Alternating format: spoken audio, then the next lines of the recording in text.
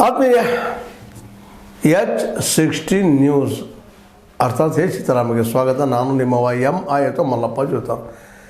ಈ ದಿನ BDCC ಬ್ಯಾಂಕಿನ ವಿಷಯದಲ್ಲಿ ಒಂದಷ್ಟು ನಿಮ್ಮ ಮುಂದೆ ಚರ್ಚೆ. ಯಾಕಪ್ಪ ಅಂತಂದ್ರೆ ಈಗಾಗಲೇ ನಮ್ಮ ಬೆಳಗಾವಿಯ ಈ ಕೃಷಿ ಸಹಕಾರ ಸಂಘದ ಏನು ಹೆಡ್ ಅದ DCC ಬ್ಯಾಂಕದ್ದು ಡಿಸ್ಟ್ರಿಕ್ಟ್ ಜಿಲ್ಲಾ ಈ ಸಹಕಾರ ಸಂಘದ ಇಲೆಕ್ಷನ್ನ ಈಗಾಗಲೇ ಅಕ್ಟೋಬರ್ 19 ಘೋಷಣೆ ಆಗ್ಯದ. ಪಕ್ಷೇತರರು ಅನ್ನೋಗಿದ್ರು ಪಕ್ಷಾತೀತವಾಗಿ ಎಲ್ಲರೂ ತಮ್ಮ ಪ್ರಯತ್ನ ನಡೆಸಿದಾರೆ. ಯಾಕಂತಂದ್ರೆ ಎಲ್ಲರಿಗೂ ಅದನ್ನು ಹಿಡಿದು ಸಾಧಿಸಬೇಕು ಅನ್ನುವಂಥದ್ದು ಒಳ್ಳೆಯದು, ಭಾಳ ಚಲೋ ಕೆಟ್ಟೇನಲ್ಲ, ಹಿಡಿದು ಮಾಡಲಿ, ಯಾರಾದರೂ ಗೆಲ್ಲಿ. ಆದರೆ ನಿಜವಾಗಿಯೂ ರೈತಗೆ ನಾವು ಪ್ರಶ್ನೆ ಮಾಡಬೇಕಾಗಿದೆ. ಇವತ್ತು ಸಾಲ ಕೊಡೋದಕ್ಕಾಗಿ ಅವರ ಅಭಿವೃದ್ಧಿಗಾಗಿ ಈ ಬ್ಯಾಂಕ್ ಉಪಯೋಗ ಮಾಡ್ತಾರೆ. ಅದು ನಮ್ಮ ಪ್ರಾಥಮಿಕ ಕೃಷಿ ಪತ್ತಿನ ಸಹಕಾರ ಸಂಘಗಳ ಮೂಲಕ. ಅದು ರೈತರಿಗೆ ಹೆಲ್ಪ್ ಆಗಲಿ, ಅವನ ಬೆಳೆಗೆ, ಅವನ ಗೊಬ್ಬರಕ್ಕೆ, ಇನ್ನುಳಿದ ಯಾವುದೋ ವಿಷಯಕ್ಕೆ, ಅವ್ನ ಡೆವಲಪ್ಮೆಂಟ್ ಸಲುವಾಗಿ ಬೇಕಾಗ್ತದೆ. ಆ ದಿಶೆಯಲ್ಲೇ ಈ ಒಂದು ಕೋಆಪರೇಟಿವ್ ಸಂಘ ಹೆಲ್ಪ್ ಆಗ್ತದೆ, ಆಗಿದೆ. ಮತ್ತು ಇದರಿಂದ ಕೆಲವೊಂದಿಷ್ಟು ಕೃಷಿಗೆ ಸಂಬಂಧಿಸಿದಂಥ ಏನಪ್ಪ ಕಬ್ಬು ಆಗಿರ್ಬೋದು, ಇನ್ನುಳಿದ ವಿಷಯ ಆಗಿರ್ಬೋದು, ಅಥವಾ ಕೆಲವೊಂದಿಷ್ಟು ಅದಕ್ಕೆ ಸಂಬಂಧಿಸಿದಂಥ ಬ್ಯಾಂಕ್ ಇದು ನಮ್ಮ ಕೋಆಪರೇಟಿವ್ ಏನಪ್ಪ ಅಂತಂದ್ರೆ ಸಹಕಾರ ಸಂಘ ನಡೆಯುವ ಸಕ್ಕರೆ ಕಾರ್ಖಾನೆಗಳಿಗೆ ಸಹಿತ ಅದು ಇನ್ನುಳಿದ ವಿಷಯಗಳ ಸಹಿತ ಏನೋ ಒಂದು ಹೆಲ್ಪ್ ಆಗುವಂಥ ಕೆಲಸವನ್ನು ಸಾಲ ಕೊಟ್ಟು ಮಾಡುವಂಥದ್ದು. ಅದರದ್ದಾಗೆ ಲಾಭವೂ ಆಗಿದೆ, ಲಾಸ್ ಅಂತ ಆಗಿಲ್ಲ. ಯಾಕಂದರೆ ಇಲ್ಲಿ ಯಾರೂ ಕಾರ್ಪೊರೇಟ್ರ್ ಅಲ್ಲ, ಲಕ್ಷ ಕೋಟಿ ಗಟ್ಟಲೆ ಸಾಲ ತೊಗೊಂಡೋಗಿ ಗುಳುಮ್ ಮಾಡೋರು. ಇಲ್ಲಿ ಹಾಗಿಲ್ಲ, ಪಾಪ ಭಾಳ 1 ಲಕ್ಷ 2 ಲಕ್ಷ 10 ಲಕ್ಷ ಆಗಿರ್ಬೋದು. ಇನ್ನು ಕೆಲವರು ಸಕ್ಕರೆ ಫ್ಯಾಕ್ಟ್ರಿ ಇದ್ದರೆ ಒಂದು 100 ಕೋಟಿ 50 ಕೋಟಿ 10 ಕೋಟಿ ಅಲ್ಲಿ ಒಂದು ಸ್ವಲ್ಪ ಗದ್ದಾಗ್ತದೆ, ಗೋಲ್ಮಾಲ ಆಗ್ತದೆ ಅಂತೇಳಿ ನಾವು ಕೇಳ್ಕೊತ ಬಂದಿದ್ದೀವಿ. ಅದೇನೋ ಇರಲಿ, ಈಗ ನಮ್ಮ ಬೆಳಗಾವಿ DCC ಬ್ಯಾಂಕಿನ ನಮ್ಮ ರೈತರ ಬಗ್ಗೆ ನಾವು ಚರ್ಚೆ ಮಾಡಬೇಕಾಗಿದೆ. ಅದರಲ್ಲೂ ಪ್ರಾಥಮಿಕ ಕೃಷಿ ಪತ್ತಿನ ಸಹಕಾರ ಸಂಘದ ಸದಸ್ಯರ ಬಗ್ಗೆ.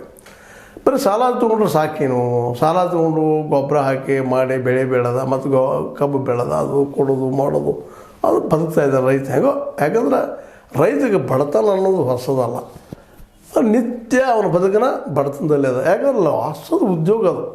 ಹೀಗಾಗಿ ಭಾಳಷ್ಟು ಜನ ಕೃಷಿಯಲ್ಲಿ ಭಾಗವಹಿಸ್ತಾನೆ ಇಲ್ಲ. ಸುಮ್ಮನೆ ಇನ್ನು ಯಾವುದೂ ಇಲ್ಲ ನಮ್ಗೆ ಉದ್ಯೋಗ ಅಂದಾಗ ಏನೋ ಹೊಟ್ಟೆಗೆ ಹಾಕ್ತದೆ ನಮಗೆ ಅನ್ನೋ ಕಾರಣಕ್ಕಾಗಿ ಬುದ್ಧಿವಂತರಲ್ಲಿ ಬರ್ತಾಯಿದ್ದಾರೆ. ಕಲಿತ ಒಂದಿಷ್ಟು ಎಲ್ಲೋ ಏನೋ ಬರ್ತಾರೆ, ಇಲ್ಲದ್ರೆ ಯಾರು ಬರಲಿಕ್ಕೆ ಒಳ್ಳೆ ಅಂತ. ಈಗ ನೋಡಿರಿ, ಹೆಚ್ಚಿಗೆ ಎಲ್ಲ ಭೂಮಿಯನ್ನು ಬಿಟ್ಟು ಏನಾದರೂ ಹೊರಟಿ ಇಲ್ಲಪ್ಪ ನಮ್ಮ ಭೂಮಿ ಮಾರ್ಕೊಂಡು ಅದು ನಮ್ಗೆ ಒಂದಿಷ್ಟು ಏನರ ನೌಕರಿ ಸಿಕ್ಕರೆ ಸಾಕು ಅನ್ನುವಂಥ ಮನೋವಿಚಾರ ಬರ್ಲಿಕ್ಕದು. ಇದನ್ನು ತಪ್ಪಿಸ್ಬೇಕಾಗ್ಯದ. ಅದರಲ್ಲೂ ನಮ್ಮ ರೈತರು, ಬಡ ರೈತರಿಗೆ ಕೇವಲ ಸಾಲ ಕೊಡೋದಷ್ಟಲ್ಲ, ಜೊತೆಗೆ ಅವ್ರಿಗೆ ಏನಪ್ಪ ಅಂತಂದ್ರೆ ಈಗ ನಾವು ಸಾಕಷ್ಟು ಚರ್ಚೆನೂ ಮಾಡಿದ್ದದ. ಈ ರೈತ ಎಲ್ಲಿ ಸೋಲ್ತಾ ಇದ್ದಾನಪ್ಪ, ಅವ್ನು ಬೆಳೆದ್ರಲ್ಲಿ ಸೋಲ್ತಾ ಇಲ್ಲ ರೀ. ಯಾಕಂದ್ರೆ ಹಸಿರು ಕ್ರಾಂತಿ ನಂತರ ವಿಶೇಷವಾಗಿ ನೀರು ಇತ್ತಪ್ಪ ಅಂದ್ರೆ, ಗೊಬ್ಬರ ಇತ್ತಂದ್ರೆ ಎಲ್ಲರೂ ಬದುಕ್ತಾ ಇದ್ದಾರೆ, ಡೆವಲಪ್ಮೆಂಟ್ ಆಗ್ಯದ. ಸಾವಯವ ಇರ್ಬೋದು, ನ್ಯಾಚುರಲ್ ಇರ್ಬೋದು, ಮತ್ತೊಂದು ಇರ್ಬೋದು, ಅದ್ರ ಮೂಲಕ ಏನೋ ಒಟ್ಟು ಬಡದಾಡ್ತಾ ಇರ್ತಾನೆ. ಅಟ್ಟಿಗೆ ತನಗೆ ಹೊಲದಿಂದ ಹೆಚ್ಚು ಲಾಭ ಬರಲಿ ಅಂದ್ರೆ 1-2 ಎಮ್ಮೆ ಸಾಕ್ಕೊಂಡು ಅಥವಾ ಆಡ ಕುರಿ ಇದೆಲ್ಲ ಸಾಕ್ಕೊಂಡು ಬದುಕುವಂಥ ಕೆಲಸ ಮಾಡ್ತಿರ್ತಾರೆ. ಅಂದ್ರೆ ಹೊಟ್ಟೆಗೆ ಬಟ್ಟೆಗೆ ನೆತ್ತಿಗೆ ಬಸ್ ಅವ್ನು ಭಾಳ ಸಾಹುಕಾರ ರೈತರಲ್ಲಿ. ಇದನ್ನು ಮುರಿಯುವಂಥ ಕೆಲಸ ಯಾವಾಗ ಆಗೋದಂದ್ರೆ ರೈತಗೆ ಮಾರ್ಕೆಟ್ ಸಿಕ್ಕಾಗ. ಇದು ಭಾಳ ಸಲ ಇದನ್ನು ಮಾತಾಡಿದ್ದು. ಈಗ ಸರ್ಕಾರ ಅಂತ ಮಾಡೋದಿಲ್ಲ ನೋಡಿ, ಈಗಾಗಲೇ ಫಿಕ್ಸ್ ಆದಂಗೆ ಆಗ್ಯದ. ಯಾಕಂದ್ರೆ BJP ಸರ್ಕಾರ ಇರ್ಬೋದು, ಕಾಂಗ್ರೆಸ್ ಸರ್ಕಾರ ಇರಲಿ, ಯಾವ JDS ಸರ್ಕಾರ ಇರಲಿ, ಯಾರೂ ಇದನ್ನು ಮಾಡೋದಿಲ್ಲ. ಯಾಕಂದ್ರೆ ಅವ್ರಿಗೆ ಪಾರ್ಟಿ ಫಂಡ್ ಯಾರಿಂದ ಬರ್ತದೆ ಅಂದರೆ ಈ ಕಾರ್ಪೊರೇಟ್ರಿಂದ ಬರ್ತಿರ್ತದೆ, ರೈತರಿಂದ ಅಲ್ಲ. ಯಾಕಂದ್ರೆ ಸಿಕ್ಕಾಪಟ್ಟೆ ಲಾಭ ಮಾಡ್ಕೊಳ್ತಿರ್ತಾರೆ ಕಾರ್ಪೊರೇಟ್ಗಳು. ಅದ್ರಾಗ ಒಂದಿಷ್ಟು ನಾಳೆ ನಮ್ಮ ಕಂಪ್ನಿ ದಿವಾಳಿ ಆಗ್ತಿದ್ದಪ್ಪ ಅಂತೇಳಿ ರಿಟರ್ನ್ ಅಪ್ ಮಾಡಿಸ್ಕೊಂಡು ಆ ದುಡ್ಡು ಹೊಡ್ಕೊಂಡು ಹೋಗಿಬಿಡ್ತಾರೆ. ಅದ್ರಾಗ ಅರ್ಧ ಸರ್ಕಾರಗಳಿಗೆ ಅಥವಾ ಪಾರ್ಟಿ ಫಂಡ ಮತ್ತು ಏನಿದು 3 ಕೇಳಬೇಡೋದು ಕಾನೂನು ಮಾಡ್ಕೊಂಡ್ರೆ ಪಾರ್ಟಿ ಫಂಡಿದ್ದ ನಂತರ ಮತ್ತೇನೋ ಗುದ್ದಾಡಿ ಮನೆ ಟೈಮ್ದಾಗ ಸ್ವಲ್ಪ ಎಲ್ಲ ಪ್ರೆಷರ್ ಅದಾಗ ಒಂದಿಷ್ಟೇನೋ ದುಡ್ಡು ಯಾವ ರೀತಿ ಬರ್ತಿತ್ತು ಅನ್ನೋದು ಗೊತ್ತಾಗ್ಯದ. ಆ ಮಾತು ಬೇರೆ. ಅಂದ್ರೆ ಈ ಪಾರ್ಟಿ ಫಂಡ್ ಬರೋದನ್ನ ಈ ಕಾರ್ಪೊರೇಟ್ಗಳಿಂದ ರೈತರದ ಪಾಪ ಎಲ್ಲಿ ಬೆಳೆದ ಬೆಳೆಗೆ ಬೆಲೆನೇ ಬರೋದಿಲ್ಲ. ಈಗ ಅದು ಹೇಳಿದೆ ನಿಮ್ಗೆ, ಒಮ್ಮೆಬಿಟ್ಟು 100 ಸಲ ಚರ್ಚೆ ಬೇಕಾದ್ರೆ ಬಾ ಅಂದ್ರೆ ಬರೋಣ, ಮಾತಾಡೋಣ, ಎಷ್ಟು ಲಾಭ ಆಗ್ತದಪ್ಪ, 1 ಟನ್ನಿಗೆ ಎಷ್ಟು ಖರ್ಚು ಬರ್ತೈತಿ, ಅದನ್ನು ವಾಸ್ತವ ಕೂತು ರೈತನ ಮುಂದಿಟ್ಟು ಕೂತು ಮಾತಾಡ್ಬೇಕಾಗಿತ್ತು ಅದು. ಯಾಕಂದ್ರೆ ನೀವು ಕೊಡೋದು 2,000-3,000 ರೂಪಾಯಿ 1 ಟನ್ನಿಗೆ, ಅಲ್ಲಿ ಬರ್ತದೆ 4,000-4,500 ರೂಪಾಯಿ ಖರ್ಚು ಬರ್ತದೆ. ಈ 1,000 ರೂಪಾಯಿ ಡೆಫಿಸಿಟ್ ಯಾರು ತುಂಬಿಸೋರ? ಇದನ್ನು ತಪ್ಪಿಸೋ ಸಲುವಾಗಿ ಮಾರ್ಕೆಟ್ ರೈತನಿಗೆ ಸಿಗಬೇಕಾಗಿದೆ. ತುಟ್ಟಿ ಹಾಕಿದ್ರಿ ಮಾರ್ಕೆಟ, ತುಟ್ಟಿ ಆಗಿರಲ್ಲ ರೀ, ಪಾಪ ರೈತ ಉದ್ದಾರ ಹಾಕೋಣ. ಅವ್ರು ಬಂದು ಎಲ್ಲಿ ಖರ್ಚು ಮಾಡ್ತಾನೆ? ಅವೇನಪ್ಪ ಲಂಡನ್ಗೆ ಹೋಗೋದಿಲ್ಲ, ಸ್ವಿಟ್ಜರ್ಲ್ಯಾಂಡ್ಗೆ ಹೋಗೋದಿಲ್ಲ, ಅಥವಾ ಇನ್ನುಳಿದ ಯಾವ ದೇಶಗಳು ಹೋಗೋದು, ಇಲ್ಲೇ ಖರ್ಚು ಮಾಡ್ತಿರ್ತಾನೆ. ಭಾಳದಲ್ಲೇ ಒಂದು ಧರ್ಮಸ್ಥಳನೋ ಅಥವಾ ಧರ್ಮದ ಗುಡಿಗಳು ಮತ್ತಿನ ಗುಂಡಾರಗಳು ಹೋಗ್ತಿರ್ತಾರೆ. ಪಾಪ ಒಂದು ನೆಮ್ಮದಿ ಸಿಗಲಪ್ಪ ನಮಗಂತೇಳಿ. ಅಂತ ಒಬ್ಬ ರೈತಗೆ ಲಾಭ ಮಾಡಿಕೊಡುವಂಥ ಒಂದು ಉದ್ದೇಶದಿಂದ ಸಾಲ ತೊಗೊಳ್ತಾನೆ, ಸಾಲ ಮುಟ್ಟಿಸ್ತಾನೆ, ಬಡ್ಡಿ ಕೊಡ್ತಾನೆ. ಈಗ 36,000 ಕೋಟಿ 40,000 ಕೋಟಿ ನೀವು ಹೇಳ್ತಾ ಇರ್ತಾರೆ, ಏನೋ ಮಾಡಿದ್ವಿ, ಇಂಪ್ರೂವ್ ಮಾಡಿದ್ವಿ, ಹಂಗೆ ಮಾಡಿದ್ವು, ಬ್ಯಾಂಕ್ಗಳು ಇಂಪ್ರೂವ್ ಆಗ್ಯಾವ. ಹೌದು, ಇಂಪ್ರೂವ್ ಆಗ್ಯಾವ, ಬ್ಯಾಂಕ್ಗಳಿಲ್ಲ ಅಂತಲ್ಲ. ಆದರೆ ಆ ಬಡ್ಡಿ ಏನಪ್ಪ ಅಂತಂದ್ರೆ ಅವ್ರಿಗೂ ಗೊತ್ತಾಗೋದ್ರೆ ಲಾಸ್ ಆಗ್ತದೆ ಅಂತೇಳಿ ಹೇಳಿ ನಿಮಗೆ ತಿಂದಟ್ಟ ಉಳಿದಿಟ್ಟ ಮಕ್ಕಳಿಗೆ ಹೈಯರ್ ಎಜುಕೇಷನ್ ಕಲಿಸೋದು ಅಂದ್ರೆ ಪಾಪ ಕಷ್ಟ ಅವ್ರಿಗೂ. ಎಲ್ಲ ಲೋನ್ ತೆಗಿಬೇಕು, ಮತ್ತೆ ನಮ್ಗೆ ಹೊಲ ಹಾಕ್ಬೇಕು, ಹೊಲ ಹಾಕಿನೂ ಹೆಚ್ಚು ಕೊಡೋದು ಲೋನ, ಔಷಧಿ ಭಾಳಷ್ಟು ನೋಡಿದ್ವಿ ನಾವು. ಅದಕ್ಕೆ ಲಾಭದ ಉದ್ಯೋಗ ಹೆಂಗೆ ಮಾಡೋರು ನೀವು? ಅದಕ್ಕೆ ಇನ್ನು ಇರೋದಪ್ಪ ಸರ್ಕಾರ ಅಂತ ಇಷ್ಟ ಮುಗಿದು ಎಷ್ಟು ಮಾಡೋದು ಇಷ್ಟ ಯಾವುದು ಇವತ್ತು BJP ಸರ್ಕಾರ ಬರಲಿ, ಕಾಂಗ್ರೆಸ್ ಇವತ್ತು ಬಂತದ ಕರ್ನಾಟಕದಲ್ಲೇ. ಇದನ್ನು ಮಿನಿಮಮ್ ನಮ್ಮದಲ್ಲೇ ಸಪೋರ್ಟಿಂಗ್ ಪ್ರೈಸ್ ಕಾನೂನು ಮಾಡಲೇ ಇಲ್ಲ ಇವತ್ತಿನವರೆಗೂ, ಮುಂದೆ ಮಾಡೋ ಸಾಧ್ಯತೆಗಳಿಲ್ಲ. ಮತ್ತು BJP ಮಾಡೋದಿಲ್ಲ ಅನ್ನೋದು ಯಾರು ಗೊತ್ತಿದ್ದೈತಿ. 3 ಕಾರ್ಯಕಾಲ ತೊಗೊಂಡು ಇಡೀ ವ್ಯವಸ್ಥೆನ ಪೂರ್ವ ಕಾರ್ಪೊರೇಟ್ ಕೈ ಕೊಡೋರು ಕೃಷಿದ. ಅದು ಪುಣ್ಯಕ್ಕೆ ಏನೋ ಅಲ್ಲಿ ರೈತರು ಪಂಜಾಬ್ ಮತ್ತು ನಮ್ಮ ಹರಿಯಾಣದ ರೈತರು ಜೊತೆಗೆ ನಮ್ಮ ಪಶ್ಚಿಮ ಉತ್ತರ ಪ್ರದೇಶದ ರೈತರು ಒಂದು ಸ್ವಲ್ಪ ಹೋರಾಟ ಮಾಡಿರಿ ಅಂತೇಳಿ ನಿಂತದು. ನಮ್ಮನ್ನು ಒಂದಿಷ್ಟು ಹೋರಾಟ ಮಾಡಿರಲಿಲ್ಲ ಅಂತಲ್ಲ. ಈಗ ನಾ ಹೇಳೋಕೊಂಡಿದ್ದೀನಪ್ಪ ಅಂದ್ರೆ ಇವತ್ತು APMCನ ನಮ್ಗೆ ಬೇಕಂತ ಹೇಳ್ತೀರಿ. ಅದಕ್ಕಿಂತಲೂ ಅಲ್ಲಿ ಮತ್ತು ದಲಾಲ್ ವ್ಯವಸ್ಥೆ ಐತೆ, ನಿಮಗೆ ಗೊತ್ತೈತೆ. ಅದಕ್ಕಿಂತಲೂ ರೀ ಪ್ರತಿಯೊಂದು ಗ್ರಾಮ ಪಂಚಾಯತಿ ಹೆಂಗೆ ಈಗಾಗಲೇ ಪ್ರಾಥಮಿಕ ಕೃಷಿ ಪತ್ತಿನ ಸಹಕಾರ ಸಂಘಗಳದಾವ, ಅವುಗಳಲ್ಲೂ ಪ್ರತಿಯೊಂದು ಇದಕ್ಕೂ ಒಂದು ಅಲ್ಲರಾಗಲಿ ಬೇಡ ನಮ್ಮ ಪಂಚಾಯತಿಗರಾಗಲಿ ದೊಡ್ಡ ಗೋಡಾನ ಕಟ್ಟಿಕೊಟ್ರೆ ಅಲ್ಲಿ ಬೆಳೆದ ಬೆಳೆಯನ್ನು ಅಲ್ಲಿ ಇಟ್ಕೊಳ್ಳೋಕೆ ಸಾಧ್ಯತೆಯೂ ಇಲ್ಲೋ. ಅದು ಇಟ್ಕೊಳ್ಳೋದ್ರಿಂದ ಅಲ್ಲಿ ಒಂದು 4 ಮಕ್ಕಳಿಗೆ 4 ಯುವಕರಿಗೆ 4 ಜನಕ್ಕೆ ಅಥವಾ 10 ಜನಕ್ಕೆ ಆಗಿರ್ಬೋದು, ಅಲ್ಲಿ ಅವು ಇಡೋದು ಮಾಡೋದು ಕಾಳುಗಳನ್ನಾಗಿರೋ ಮತ್ತೇನಾಗಿರ್ಬೋದು ಎಲ್ಲನೂ ದಾಸ್ತಾನಲ್ಲಿ ಮಾಡುವಂಥದ್ದು ಮಾಡಿದ್ರೆ, ರೇಟ್ ಬಂದಾಗ ಅಲ್ಲಿಂದ ಮಾರಾಟ ಮಾಡುವಂಥದ್ದು ಮಾಡಿದ್ರೆ, ಅಲ್ಲಿಗೆ ವ್ಯಾಪಾರಿಗಳು ಬರೋಂಗೆ ಮಾಡಿದರೆ, ಅಂಥ ವ್ಯವಸ್ಥೆ ಮಾಡಿದ್ರೆ ನಮ್ಮ ರೈತರಿಗೆ ಇನ್ನೂ ಅನುಕೂಲ ಆಗಲಿಕ್ಕಿಲ್ಲೇನು? ಇದನ್ನ ಯಾಕೆ ನೀವು ಸಹಕಾರಿ ಸಂಘಗಳ ಮೂಲಕ ಮಾಡಬಾರ್ದು?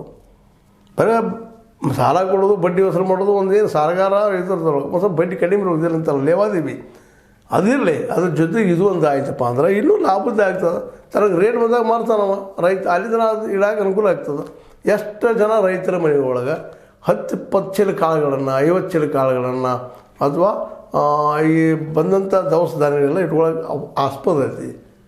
ಈ ದಿಶೆಯಲ್ಲೇ ಪ್ರತಿಯೊಂದು ನಮ್ಮ ಪಂಚಾಯತಿಗಳು ಆದಪ್ಪ ಅಂತಂದ್ರೆ ಅಲ್ಲಿಗೆ ಬಂದಂಥ ಇನ್ನೊಂದು ಹೋಬಳಿಗೆ ಒಂದಾದರೂ ದೊಡ್ಡ ಗೋಡನ್ನು ಕಟ್ಟಿಸಿ ಅವು ವ್ಯವಸ್ಥೆ ಇಡುವಂಥದ್ದು, ದಾಖಲೆ ಇಡುವಂಥದ್ದು ಮಾಡಿ ಅಲ್ಲಿ ಬಂದು ತೊಗೊಂಡು ಹೋಗ್ತಾರೆ.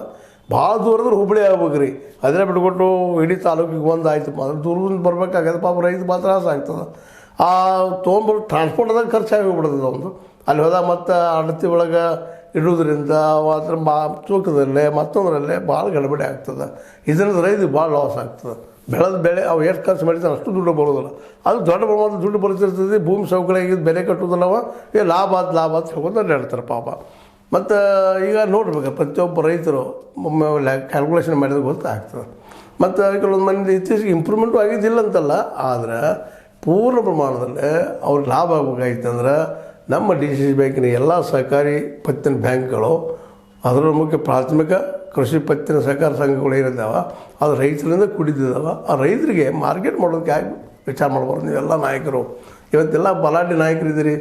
ಜಾರಕಿಹೊಳಿ ಅಂತವ್ರು ಇದ್ದಾರೆ, ಕತ್ತಿ ಅಂತವ್ರು ಇದ್ದಾರೆ, ಲಕ್ಷ್ಮೀಬಾಯಿ ಹೆಬ್ಬಾಳ್ಕರ್ ಅವರು ಇದ್ದಾರೆ, ಜೊತೆಗೆ ನಿಮಗೆಲ್ಲ ಆಶೀರ್ವಾದ ಮಾಡುವಂಥ ನಿಮ್ಮ ಮೇಲೆ ಇರುತ್ತಿರೋ ಸಿದ್ದರಾಮಯ್ಯ ಇದ್ದಾರೆ, BJPಗರಿಗೆ ಸಾಕಷ್ಟು ವಿಜೇಂದ್ರ ಅಂತವ್ರು ಇದ್ದಾರೆ. ಇವರೆಲ್ಲರೂ ಕೂಡ್ಕೊಂಡು ನೀವು ಚರ್ಚೆ ಮಾಡಿ ಈ ಒಂದು ದಿಶೆಯಲ್ಲಿ ಚಿಂತನೆ ಮಾಡಿದ್ರೆ ಇವಾಗ ಯಾರಾದರೂ ಆಡ್ರಿ, ಯಾರು ನೋಡ್ರಿ, ಯಾರಿಗೆ ಕಸೋದ, ಯಾರಿಗೆ ಜನ ಬೆಂಬಲದ ಅವ್ರು ಆಯ್ಕೆ ಆಗ್ರಿ. ಮತ್ತು ಈ ಮತದಾರರು ಸಹಿತ ಎಚ್ಚರದಿಂದ ಈ ವಿಷಯ ಚರ್ಚೆ ಮಾಡ್ಬೇಕಂತ ಈ ದಿಶೆಯಲ್ಲಿ ಹೇಗೆ ಚರ್ಚೆಗೆ ಆಸ್ಪತ್ರೆ ಆಗಿಲ್ಲ. ಅಟ್ಲೀಸ್ಟ್ ಅಂದ್ರೆ ಈ ಒಂದು ಈ ಪ್ರಾಥಮಿಕ ಕೃಷಿ ಪತ್ತಿನ ಸಹಕಾರ ಸಂಘಗಳಲ್ಲೇ ಅವ್ರಿಗೆ ಈಗಾಗಲೇ ಗೊಬ್ಬರ ಕೊಡೋದು ಕೆಲಸ ಮಾಡ್ತಾ ಇರ್ತಾರೆ, ಇಲ್ಲ ಅಂತಲ್ಲ. ಗೊಬ್ಬರ ಕೊಡೋದು, ಒಂದಿಷ್ಟು ಅನುಕೂಲ ಮಾಡೋದು, ಅವರಿಗೆ ಬೀಜ ಕೊಡೋದು ಕೆಲಸಗಳು ಆಗ್ತವೆ. ಅದ್ರ ಜೊತೆಗೆ ಮಾರ್ಕೆಟು ಅಲ್ಲೇ ಮಾಡುವಂಥದ್ದು ಯಾಕೆ ಪ್ರಯತ್ನ ಮಾಡಬಾರ್ದು? ಗೋಡೌನ್ ಕಟ್ಟಿಸ್ಕೊಟ್ರೆ ಹೆಂಗೋ ಅದು ದುಡ್ಡು ಸಹಕಾರ ಸಂಘದ ಬ್ಯಾಂಕಲ್ಲಿ ಲಾಭದ ದುಡ್ಡು ಬಿದ್ದಿರ್ತದೆ. ಅದನ್ನು ಒಂದೊಂದು ಹೇಳ್ತೀನಿ ನಿಮಗೆ, ಆ ಕೃಷಿ ಪತ್ತಿನ ಸಹಕಾರ ಸಂಘದಲ್ಲೇ ಮಾಡಿರಿ. ಇಲ್ಲಪ್ಪ ಅಂದ್ರೆ ಒಂದು ಇದಕ್ಕೆ ಏನೋ ನೆಕ್ಸ್ಟ್ ಏನಪ್ಪ ಅಂತಂದ್ರೆ ಗ್ರಾಮ ಪಂಚಾಯಿತಿ ಮುಂದರೆ ಮಾಡಿರಿ. ಇಲ್ಲ ಅಟ್ಲೀಸ್ಟ್ ಹೋಬಳಿ ಮಟ್ಟದಲ್ಲೇ ಒಂದು ತಾಲೂಕು 2-3 ಹೋಬಳಿ ಇರ್ತಾವೆ, ಒಂದು ಹೋಬಳಿ ಮಟ್ಟದಲ್ಲಿ ಆದರೂ ನೀವು ಮಾಡಿದರೆ ಮಾತ್ರ ರೈತ ಲಾಭ ಆಗ್ತದೆ. ಆ ಟ್ರಾನ್ಸ್ಪೋರ್ಟ್ ಖರ್ಚು ಉಳಿತದೆ, ಅದು ಲಾಭ ಆಗ್ತದೆ ಪಾಪ ಅವ್ರಿಗೆ. ಮತ್ತು ಕಾನೂನು ಮಾಡಿಸೋದು ನೀವು ಮಾಡಿಬಿಟ್ರಿ ಕಾನೂನನ್ನು. ಯಾಕೆ ರೈತ ಗೊತ್ತಿರೋದು ಎಷ್ಟು ಖರ್ಚು ಮಾಡ್ತಾನೆ, ಏನಕ್ಕೆ ಗೊಂಜಾಳಕ್ಕೆ ಎಷ್ಟು ಖರ್ಚು ಬರೋದಪ್ಪ, ಅದು 2 ತಿಂಗಳು ಬೆಳೆ ಏನು, ನಾವೆಷ್ಟು ನೀರು ಹಾಕಿದ್ವಿ, ಗೊಬ್ಬರ ಎಷ್ಟು ಹಾಕಿದ್ವಿ, ಮತ್ತೊಂದು ಬೆಳೆ ಇರ್ಬೋದು, ಇನ್ನೊಂದು ಬೆಳೆ ಇರ್ಬೋದು. ಅದೇ ಕಾಲಕ್ಕೆ ಎಣ್ಣೆ ಪದಾರ್ಥಗಳನ್ನ ತಯಾರು ಮಾಡೋದು, ಎಣ್ಣೆ ತಯಾರು ಮಾಡೋದು ಕಾಳುಗಳು ಇರ್ಬೋದು. ಇವುಗಳು ಎಷ್ಟು ಬಂದದ ಏನು ಹೋಗ್ಯದ ಅದು ಲೆಕ್ಕ ಹಾಕೊಂಡು ಮಾಡಿದ್ರೆ ಅಲ್ಲಿ ಎಣ್ಣೆ ತಯಾರು ಮಾಡಿ ಅಲ್ಲೇ ಇಡುವಂಥದ್ದು ಅಥವಾ ಕಾಳುಗಳನ್ನ ರಕ್ಷಣೆ ಮಾಡುವಂಥದ್ದು ಇಂಥವೆಲ್ಲ ಮಾಡಿ ಅವ್ರು ರೈತ ಕೊಟ್ಟರೆ ಸಾಧ್ಯ ಅದ ರೀ. ಮತ್ತು ಉದ್ಯೋಗ ಸೃಷ್ಟಿ ಆಗ್ತದೆ ಸಾಕಷ್ಟು ಇದರಲ್ಲಿ.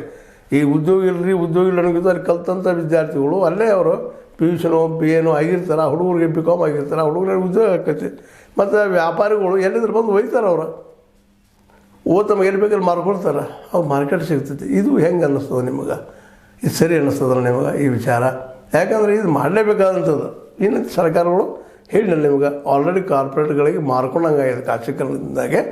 ಅವ್ರನ್ನ ಮೀರಿ ಇವತ್ತು ರೈತರಿಗೆ ಅನುಕೂಲ ಆಗುವಂಥ ಕೆಲಸವನ್ನು ಇವ್ರು ಮಾಡ್ತಾರಂತ ಬಗ್ಗೆ ಗ್ಯಾರಂಟಿ ಇಲ್ಲ.